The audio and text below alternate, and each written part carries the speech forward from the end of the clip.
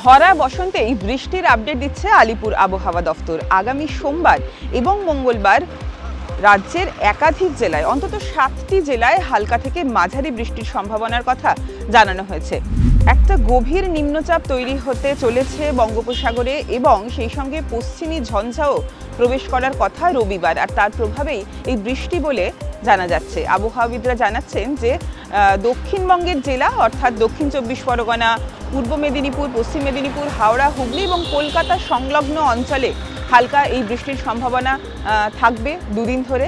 এছাড়াও উত্তরবঙ্গের বেশ কিছু জেলাতেও হালকা বৃষ্টি হতে পারে। তবে তাপমাত্রার পারদ কিন্তু ইতিমধ্যেই চড়চড় করে বাড়তে শুরু করেছে। গত কয়েকদিনেই আমরা দেখেছি যে তাপমাত্রার পারদ 30 ডিগ্রি সেলসিয়াস ছাপিয়ে গিয়েছে।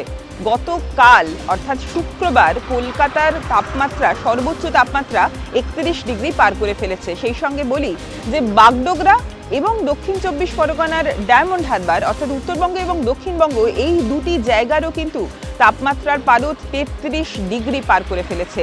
সেই সঙ্গে রোদের মাত্রা অত্যন্ত বেশি, ফলে বোঝাই যাচ্ছে যে একটু একটু করে গরম বাড়ছে এবং শীতের যতটুকু অনুভূতি ছিল ভোরের দিকে বা সন্ধ্যের দিকে সেটুকুও কিন্তু আস্তে আস্তে গায়েব হয়ে যাচ্ছে।